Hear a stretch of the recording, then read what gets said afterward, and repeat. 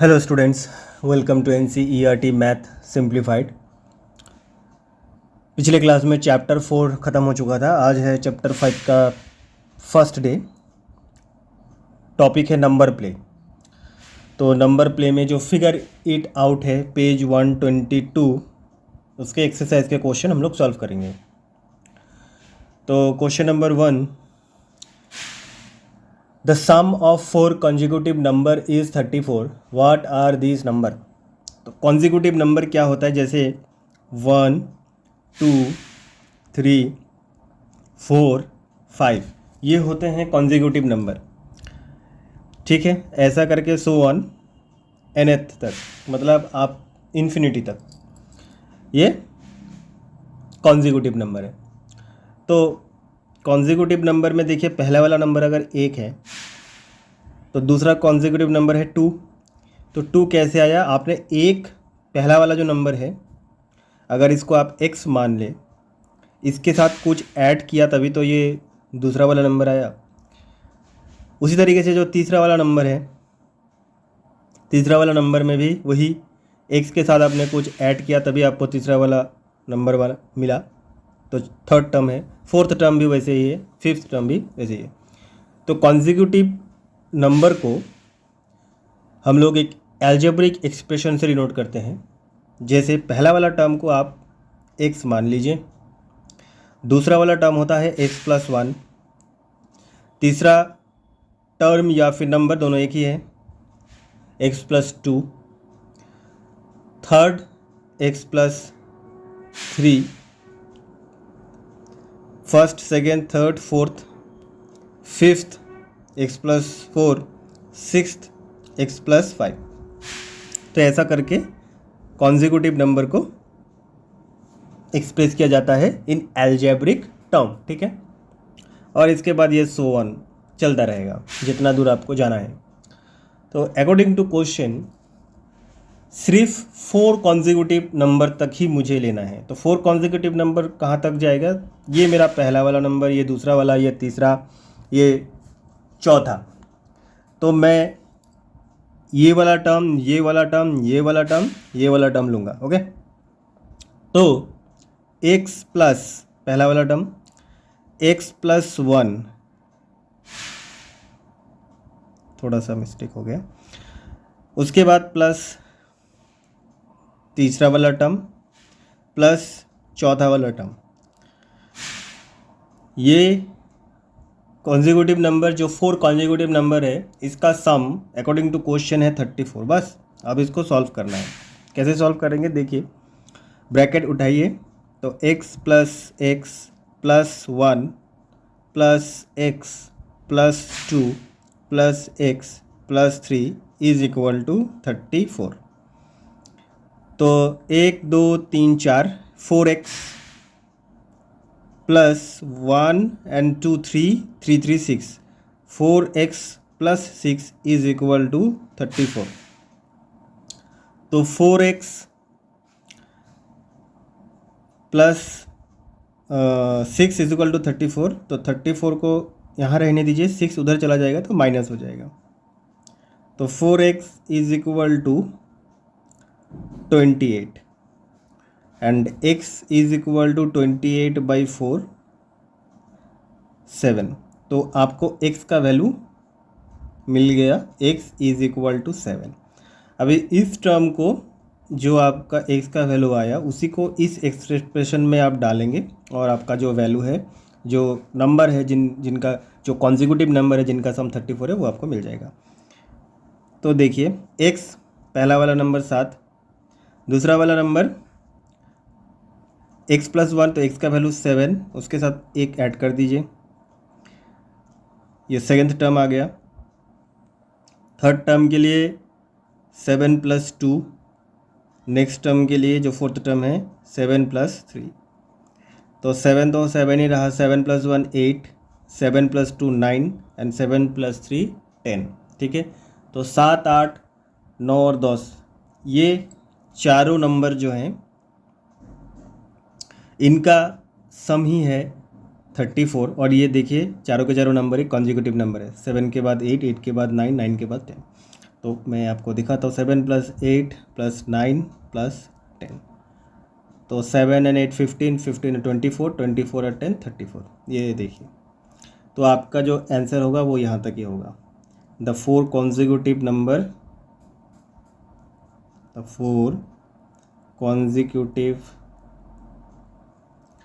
Numbers are 7, 8, 9, 10। तो ये आपका सॉल्यूशन हो गया।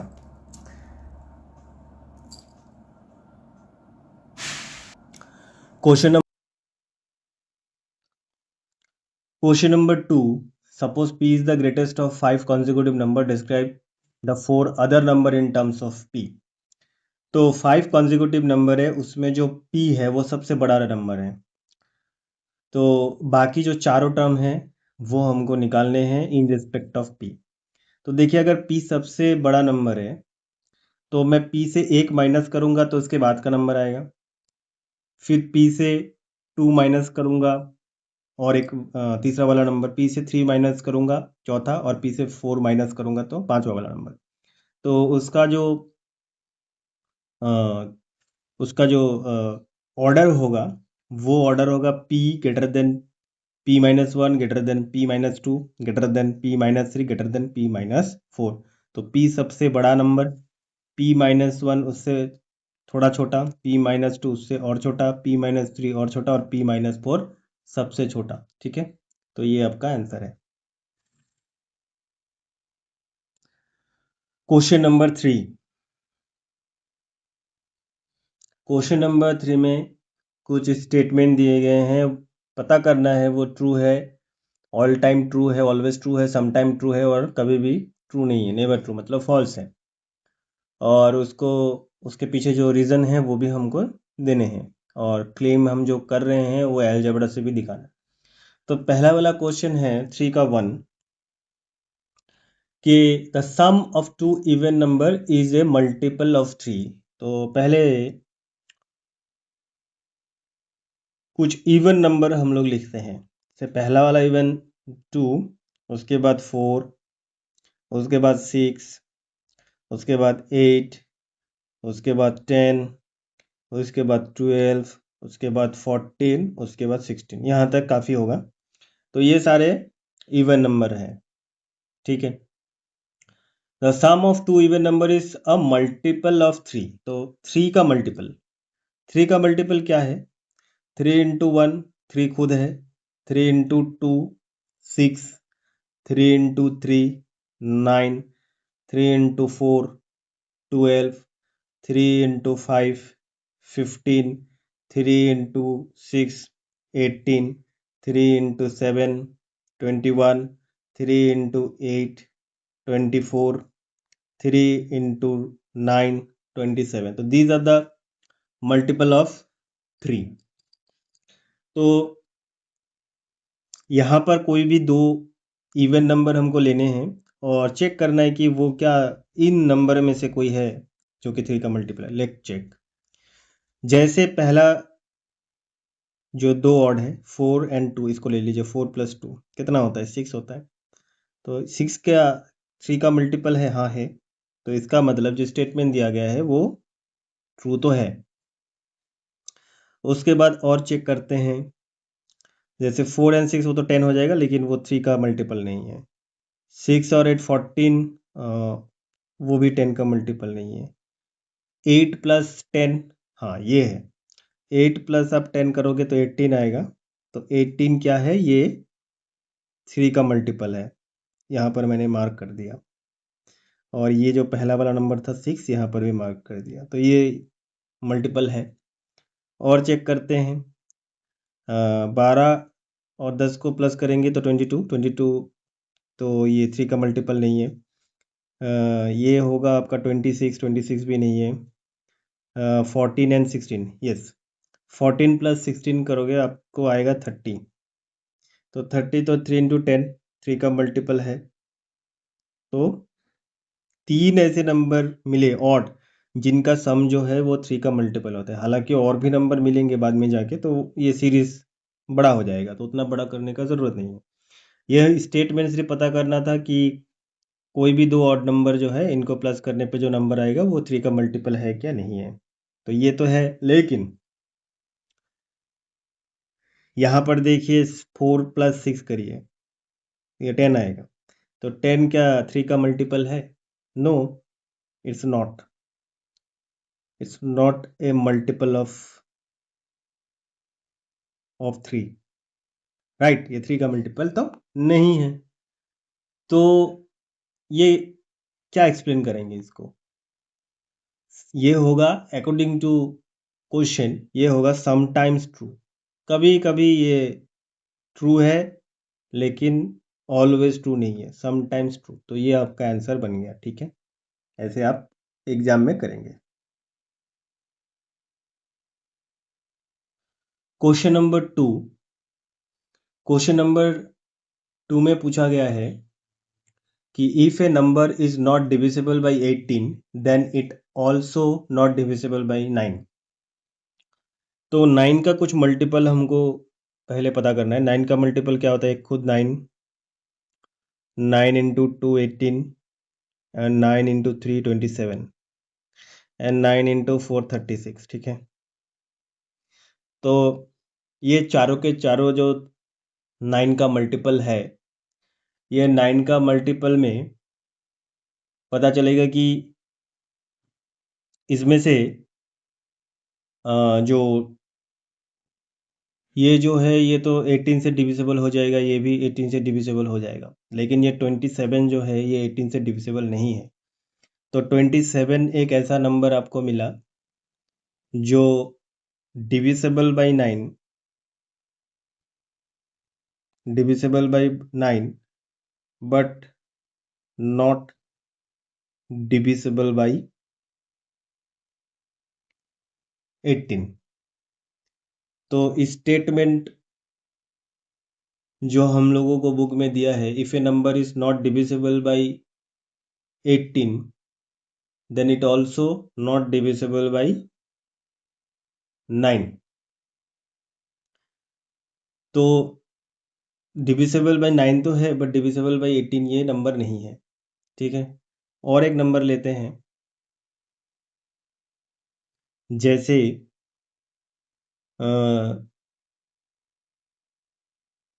कोई भी एक नंबर ढूंढिए जो डिविजिबल 18 से ना हो। जैसे कि 30। 30 एक ऐसा नंबर है जो डिविजिबल आपका 9 से भी डिविजिबल नहीं है, नॉट डिविजिबल बाई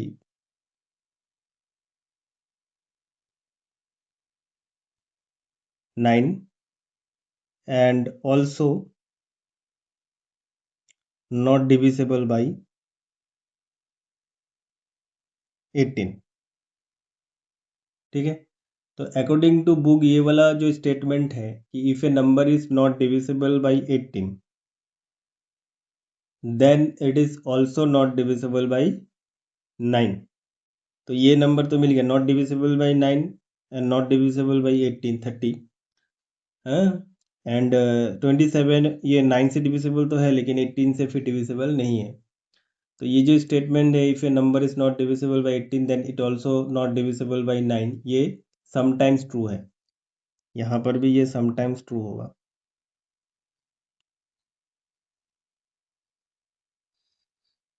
ये आपका 2 नंबर का answer. Question number 3, if two number are not divisible by 6 then their sum is not divisible by 6।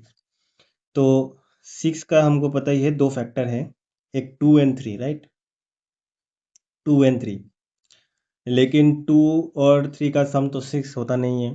तो ये दोनों नंबर को कंसिडर हम लोग नहीं करेंगे। ऐसा दो नंबर होना चाहिए जो 6 का फैक्टर ना हो और जिन दोनों को सम करने के बाद 6 आए। तो जैसे 1 है, 2 3 4 5 6 7 8 9। तो 3 2 5, हाँ, 3 2 1। तो 3 और 2 इन दोनों को प्लस करेंगे तो 5 आएगा, लेकिन मल्टीप्लाई करेंगे तो 6 आएगा, तो ये नहीं ले सकते। 4 2 नहीं होगा क्योंकि फैक्टर दोनों का ही सिर्फ 2 ही फैक्टर है, 4 का भी 2 फैक्टर है, तो 1 एंड 5 आप ले सकते हैं। तो 1 प्लस 5 देखिए 6 है, ठीक है, और इसका सम जो है ये फिर 6 से डिविजिबल भी है। तो according to question, if two number are not divisible by 6, तो 5 और 1 ये दोनों नंबर डिविजिबल नहीं है 6 से, ठीक है। सो 5 and 1 not divisible by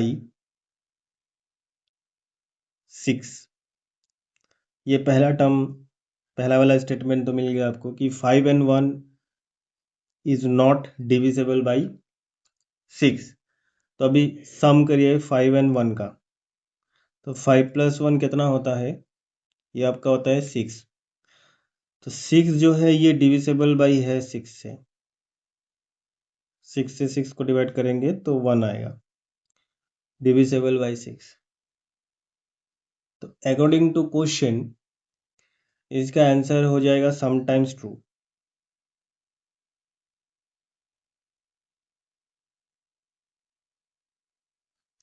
तो ये हमने दिखा दिया, if 2 number are not divisible by 6, तो ये दो number 5 and 1 is not divisible by 6, right?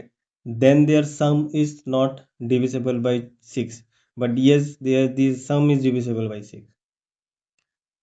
ठीक है।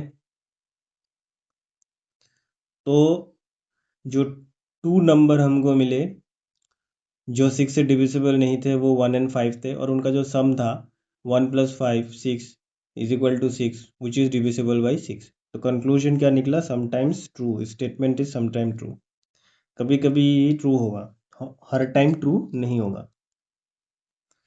इसका थोड़ा और मैं बता देता हूँ, ये तो डिविजिबल बाई 6 का हुआ, एक और केस मैं आपको बता देता हूँ जिसमें ये डिविजिबल बाई 6 नहीं होगा, जैसे कि 5 and 7, 5 and 7 ये जो दो नंबर है 5 and 7 को कंसिडर करिए। 5 and 7 not divisible by 6, not divisible by 6, लेकिन इनका सम क्या है, 5 + 7 12, बट 12 इज डिविजिबल बाई